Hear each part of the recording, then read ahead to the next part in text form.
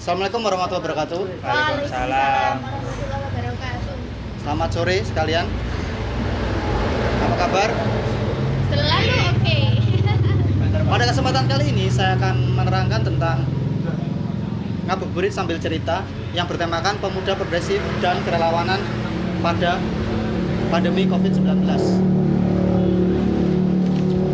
Pemuda merupakan garda terdepan dalam penanganan kesadaran masyarakat. Di sini saya ditemani oleh dua narasumber. Yang pertama, yang di sebelah kiri saya ada, perkenalkan. Ya, saya Azam dari Pemuda Pandan Kidul Gapura-Ijo. Ya.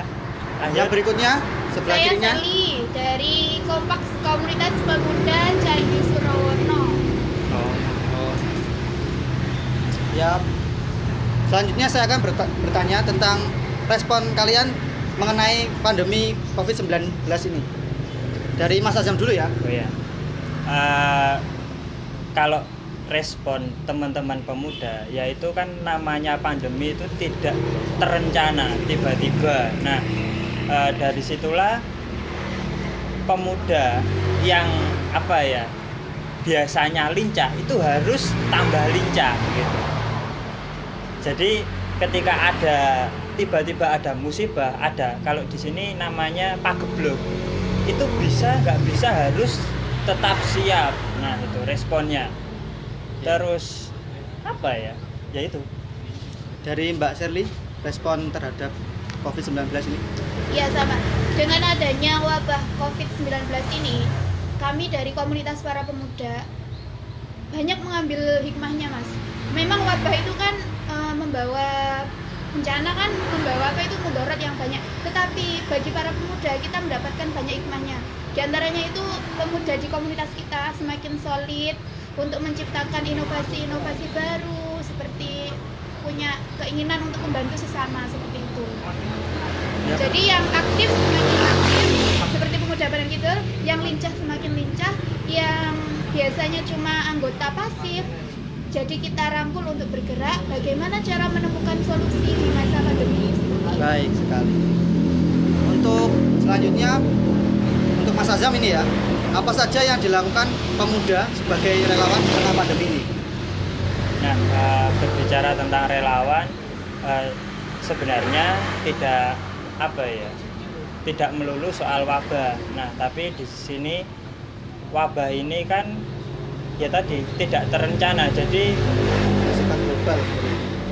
gimana ya? Ini harus ditanggung semua orang, semua masyarakat. Kita mengandalkan pemerintah saja itu tidak bisa gitu. Pemerintah saja kewalahan. Nah, jadi ya menurut tema teman-teman kan rakyat bantu rakyat gitu.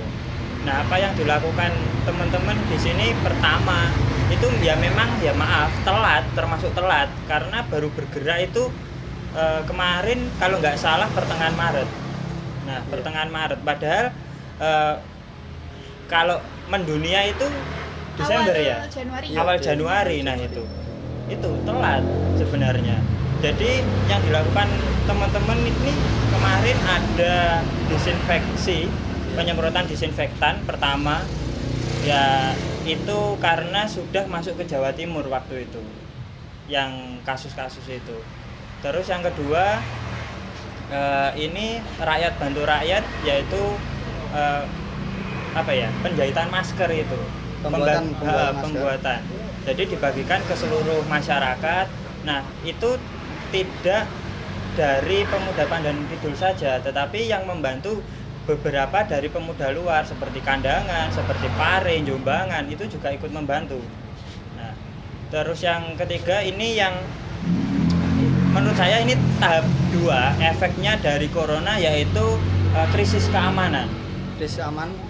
Jadi krisis keamanan ya, entah ini isu entah tidak, tetapi keamanan akhir bulan-bulan ini itu ya agak terganggu gitu.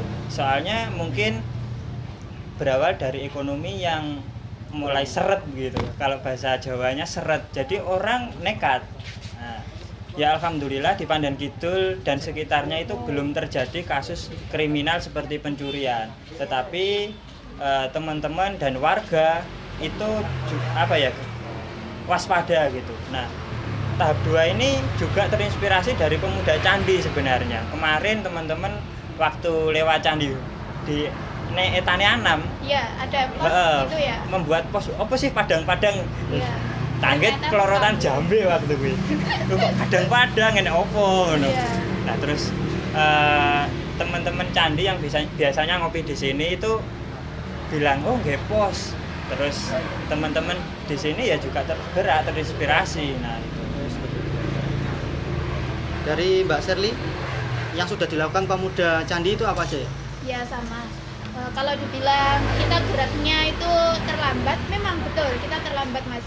Karena kan harusnya itu kita mencegah lebih baik daripada ketika sudah datang bencananya kita baru beraksi. Tetapi hal itu masih saya acungi jempol karena kita para pemuda dengan kesadarannya sendiri mau untuk menyumbangkan entah tenaganya maupun materi demi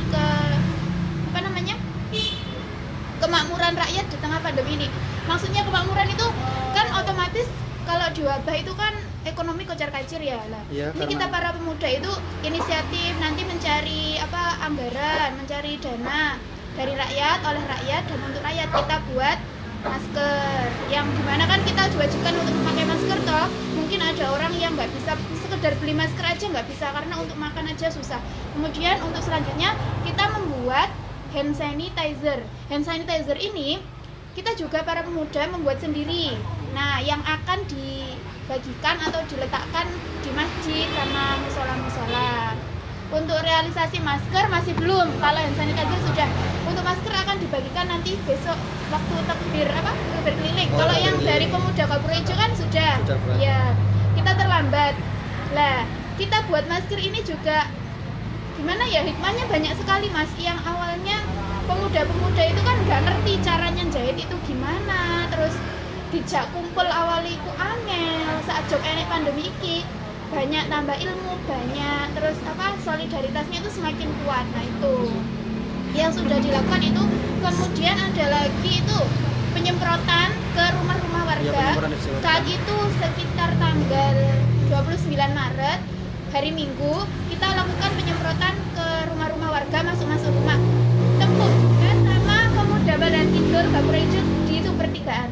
Nah saat itu kita tempuh. Terus habis itu setiap hari Minggu kita lakukan penyemprotan di jalan-jalan seperti itu. Kan kita itu jalannya sebagai tembusan lalang transportasinya para pedagang itu loh, pedagang. Yeah. Nah kita kan nggak tahu mereka itu para pedagang dari luar kota itu membawa virus apa aja. Nah kita itu inisiatif untuk pokoknya jalannya kita semproti supaya terhindar dari virus-virus yang nggak kelihatan tersebut. Saya kira pemuda Pandan Kidul juga melakukan hal itu. Ya, untuk Mbak Sherly, siapakah pencetus gerakan ini ya di candi itu? Pencetusnya? Ya. Pencetusnya sama-sama Mas, nggak ada cuma satu jadi orang. semuanya ada. Ya? Iya, semuanya bergerak, berinovasi. Kalau dari Gapura Ijo, dari Mas Adam, pencetus dari gerakan yang sudah dibuat ini, apakah ada seseorang yang pelopornya mungkin? Kebetulan kalau disebutkan itu nggak ada. Soalnya kan pemuda Pandan Kidul itu forum warung kopian. Oh, iya. Nah, jadi ada obrolan satu bisa direalisasikan, ayo bareng-bareng. Jadi gitu. Jadi kayak nyeletuk nggak sengaja dikira perlu, ayo digarap. Nah, di situ. Iya. Ya, kita sekarang masalah dana ya. Ya. Mas Azam ini. Lah, kan ada buat masker sama hand sanitizer itu kan dananya enggak sedikit lah. Ya. Bagaimana Mas Azam ini mencari dana seperti itu? Apakah sudah berkoordinasi oleh pihak desa atau? Oh ya, kebetulan saya calling Jokowi waktu itu. Cuma nggak dibales. Jadi gini, masyarakat tergerak yaitu rakyat bantu rakyat. Jadi pertama iuran pemuda dari kas pemuda, mulai kalau itu dari hasil perikanan pemuda, terus akhirnya kolaborasi dengan beberapa tempat ibadah. Nah, soalnya di Pandan Kidul itu tempat umum yang ada atau yang sering dikunjungi orang itu tempat ibadah. Nah, tempat ibadah itu pasti memiliki, kalau nggak salah kalau uang kas atau infak gitu. Nah, ya. itu teman-teman berpikir gini, kebanyakan masjid itu untuk pembangunan fisik. Tetapi ayolah coba kesejahteraan lah. Kesejahteraan itu tidak melulu ekonomi tetapi kesehatan. Nah, itu coba takmir musola yang ada di Pandan Kidul, takmir masjid itu dikumpulkan bagaimana menanggapi situasi ini. Akhirnya corongan urunan. Nah, urunan yang bergerak mensosialisasi ke masyarakat, mendistribusikan masker dan lain-lain seperti hand sanitizer itu pemuda. Soalnya untuk urunannya itu apakah per orang diwajibkan sekian atau seikhlasnya saja ya? Per takmir. Oh, per takmir. Nah, itu gini, seikhlasnya nanti kalau kurang itu ya dicari-carikan. Nah, jadi enggak prosedur itu enggak kaku-kaku amat. Soalnya ini yang penting gerak cepat. Nah, apakah sudah ada dana dari desa yang sudah membantu untuk gerakan pemuda-pemuda Pandan Kidul seperti ini? Ya gimana ya? Ya belum sama sekali. Apakah sama sekali belum? Tapi ya gimana ya? Ya nggak bisa jaga nih. Nggak bisa jaga nih ngono lho. Jadi dari pemuda Candi juga belum ada dana dari desa? Kita juga nggak minta Mas, soalnya ya selama kita masih mampu untuk kesadaran kita tadi, kita kalau di Candi ya itu membuat semacam flyer, kita bikin story ya kan, kita bikin story status gerakan membuat 1000 masker gratis. Nanti kita cari donatur, kita sertakan kemana harus membayarnya, kita tulis seperti ditulisi Gus Ayub, bayar di Gus Ayub, di Mbak Dwi gitu. Kita sertakan nomor rekeningnya. Dan alhamdulillah yang awalnya cuma lewat status-status itu ternyata yang bantu itu banyak. Walaupun nggak dari kalangan Candi Surawono, dari luar itu ada yang membantu. Seperti itu. Jadi dananya mandiri, kita juga bergeraknya mandiri. Oh, dari kesadaran masing-masing remaja ya? Dari para remaja dan masyarakat yang ikhlas. Untuk tindakan relawan ini apakah ada antara pro dan kontra masyarakat ya, Mbak? Kalau di Candi? Ya, di Candi. Di Candi itu kalau dibilang pro kontra itu enggak, cuman ada yang kalau namanya hidup bersama ya Mas ya, itu kan mesti enak sing setuju karo gak setuju, tapi nek diarani pro kontra gak kena. Cuma kayak wong itu ngarah nih, ojo ngono to, ojo. Intine ojo ndisiki desa, ngoten lho. Kita itu paham maksudnya ojo ndisiki desa. Nah, tapi kalau kita enggak bergerak cepat, kita kan juga kasihan sama masyarakat yang lain, kesadarannya nanti enggak ada. Kayak bikin maskeran. Nah, itu kan sangat penting ya, walaupun sepele. Hand sanitizer untuk kebersihan itu kan juga sangat penting. Kalau kita nungguin bantuan dari desa, ya sampai nanti kan pasti dikerek no. Bisa. Dari pemuda Pandan Kidul apakah ada pro dan kontra dari gerakan relawan COVID-19 ini? Kalau pro dan kontra itu pasti ada. Nah, tapi ya gimana ya? Banyak yang pro atau yang kontra? Gini, kalau menurut Mas Azam, kalau saya pribadi, kalau di situasi seperti ini perlu respon cepat, kita harus masa bodoh. Ketika ada yang kontra, ya wis. Ketika ada yang pro, alhamdulillah. Lah, masa bodoh. Yang penting kita gerak. Kalau mikir wah enek sih nggak seneng ini, kesuwen. Nah, gitu. Kalau saya pribadi gitu. Seperti itu. Apakah ada kendala yang ditemui saat melakukan gerakan relawan seperti itu? Kendala pasti ada, tapi namanya pemuda ya terjang terus. Nah. Iya. Gitu ya.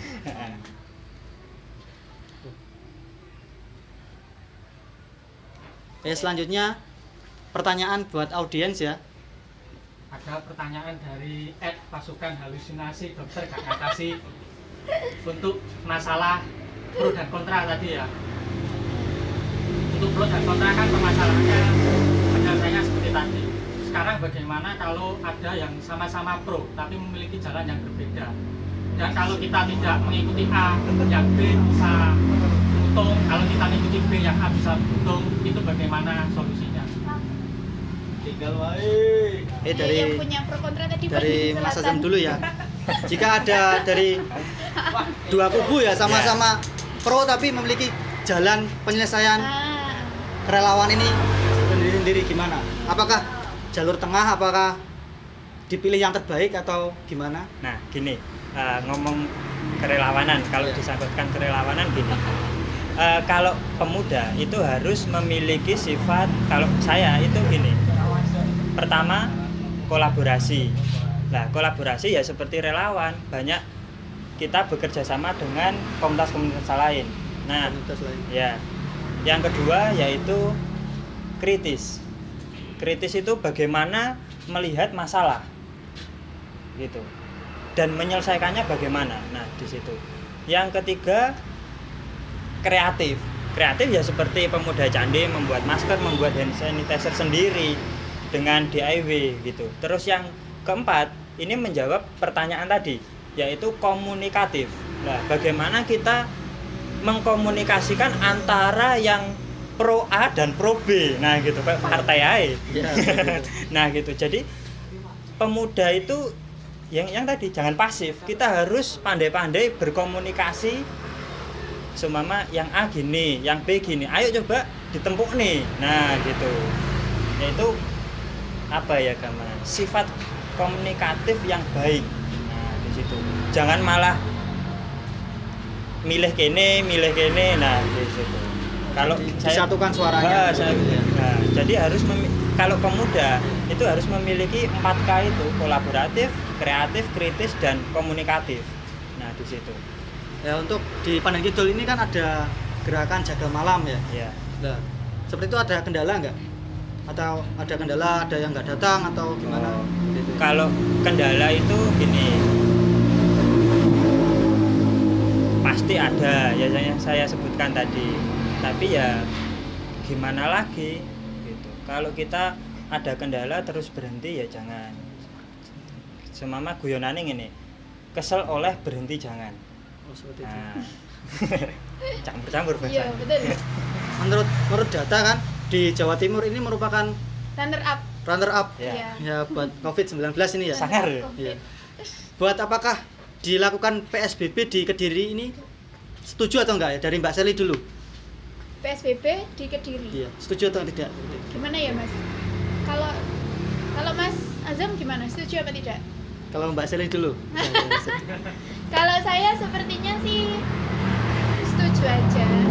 Tapi Ada tapinya apa ya? Asal iya kita nggak tahu keadaannya orang Kediri itu mayoritas itu luar kota atau enggak. Seandainya mereka itu mayoritas kerjanya ya maksudnya. Iya, Kalau kerjanya. kerjanya mayoritas di luar kota, ya mungkin nanti kasihan Mas. Tapi kalau seandainya mayoritas orang Kediri itu kerjanya ya hanya di sekitar di lingkup Kediri. Kediri. Mungkin 80%-nya Kediri, ya itu saya rasa nggak masalah PSBB. Tapi kalau misal banyak yang kerjanya di luar kota, kayaknya jangan dulu. Oh, seperti itu. Tanggapan dari Mas Azam, seumpama PSBB benar-benar dilakukan di Kediri ini ya. Tapi kalau di Kediri itu nggak ada jalan tol kan, mungkin nggak bisa kalau PSBB. Kayaknya PSBB itu hanya di jalan-jalan besar, jalan-jalan tol seperti itu. Dan ke harapan apa? Harapan pemuda. Mas Azam. Harapan pemuda setelah COVID-19 ini. Setelah. Iya, setelah. Jadi wis mari. Iya, Nah, Berarti wis gak enek wabah. wis kene Ada wabah. wabah. Ya itu Kan tatanan sekarang kan masih Ya. campur aduk. ya harapan pemuda itu ya siap aja gitu. Jadi siapi gini. Pasti tatanan sosial, tatanan ekonomi, tatanan apapun pasti berubah. Berubah, Nah, iya. ya jadi harus siap gitu. Harapannya Mulai siap dari- dalam apa? Ya siap dalam ekonomi, mungkin ekonominya mulai dari nol lagi gitu. Yang seumpama yang di PHK, yang kerja di pabrik itu ya harus siap gitu. Soalnya tatanan ekonomi apapun itu berubah.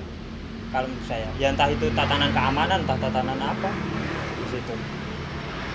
Berarti berimbas pada tingginya lowongan pekerjaan ya, seperti itu. Ya nggak tahu juga. Iya, iya. Yang selanjutnya ada pertanyaan lagi ya enggak? Dari Ayo, nanti kok. penonton. Izin.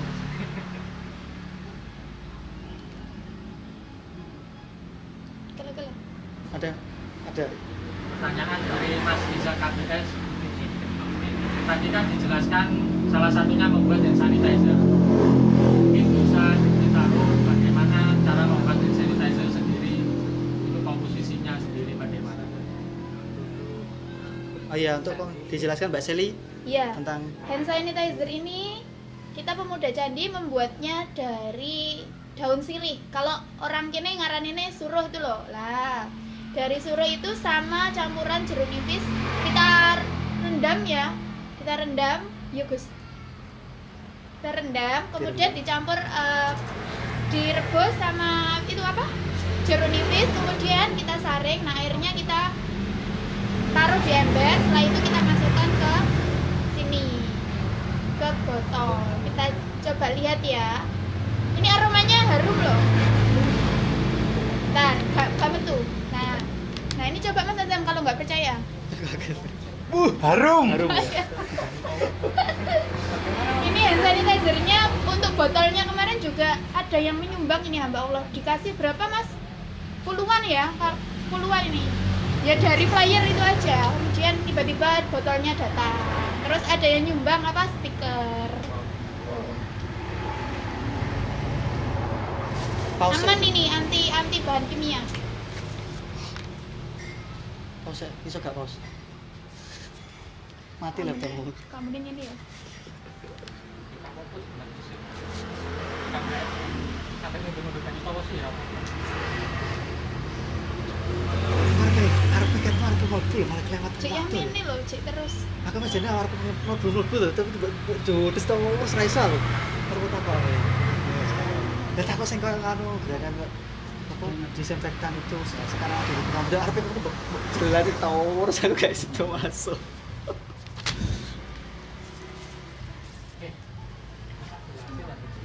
Sik buka sik, Kurang bro, jam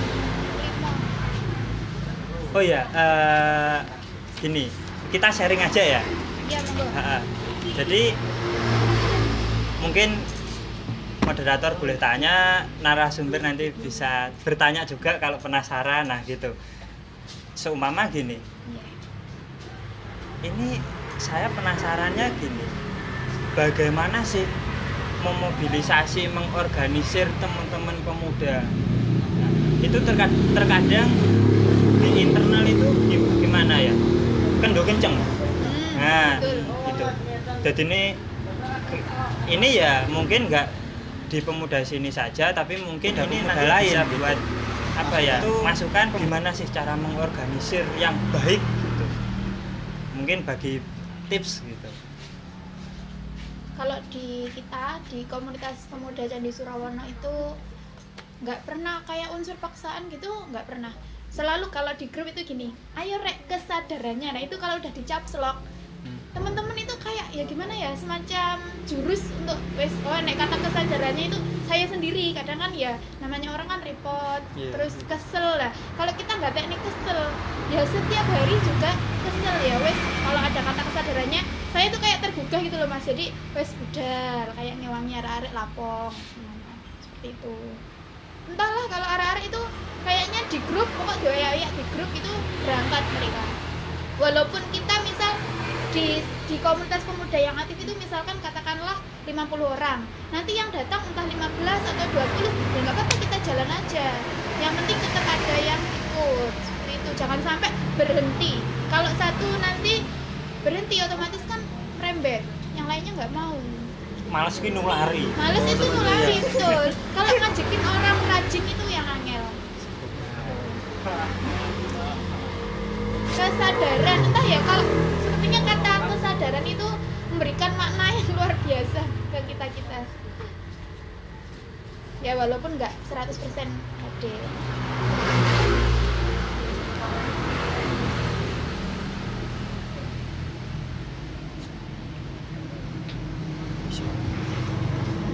Oh ya, sumama kan zaman sekarang kan banyak yang menggunakan dunia kerelawanan tapi lewat virtual atau lewat media sosial.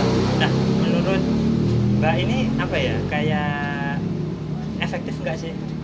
Dunia virtual untuk kerelawanan. Contohnya misalnya, Contohnya seumpama membuat story. membuat story seperti itu.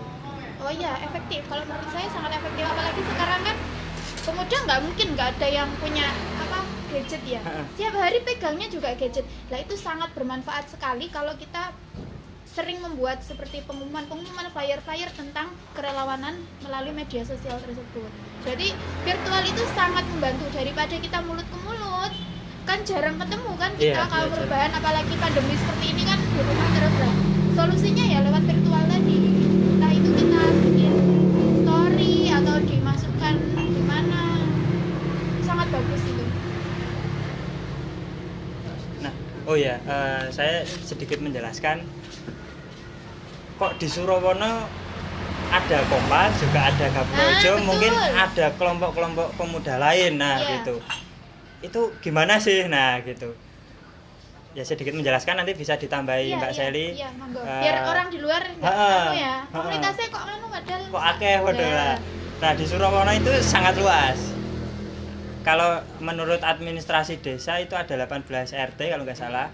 Nah, terus ini bukan suatu pecahan atau menurut wilayah administrasi desa atau wilayah maksudnya negara gitu, bukan. Tapi kelompok masyarakat. Nah, kelompok masyarakat itu kan budaya beda-beda. Nah, dilihat dari situ. Ya mbah-mbah mbiyen paling.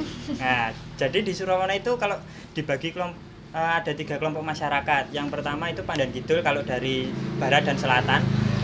Semakin ke timur itu ada Candi Surawana, ke utara ada Surawana.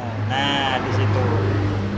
Kenapa kok gitu? Ya nggak tahu, tanya mbahnya. Tapi kalau dalam wilayah administratif itu Candi Surawana, Pandan Kidul sama Surawana itu satu daerah, namanya Dusun Surawana. Tapi kalau untuk keseharian ya ini Pandan Kidul, sana Candi, sana Surawana, seperti itu. Kalau Candi berapa RT?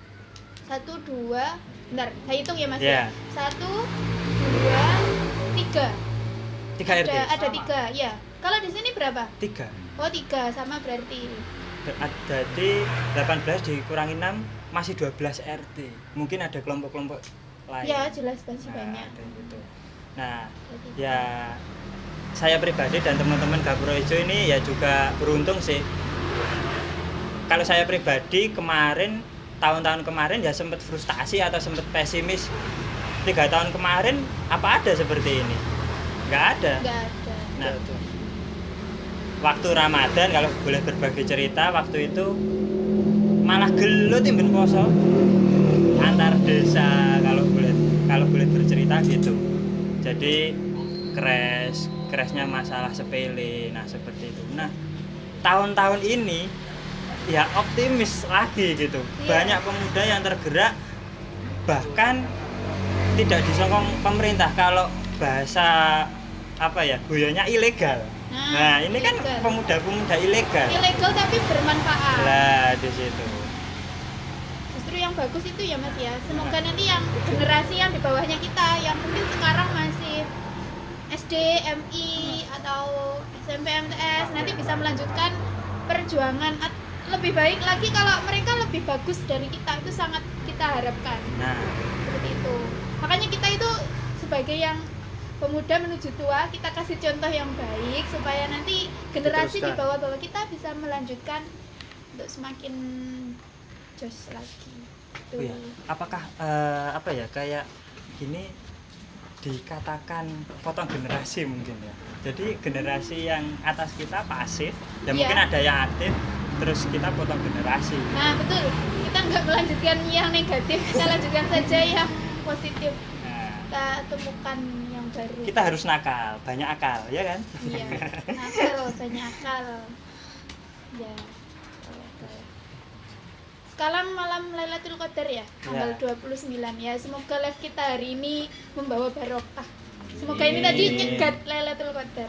Amin. Malam 29.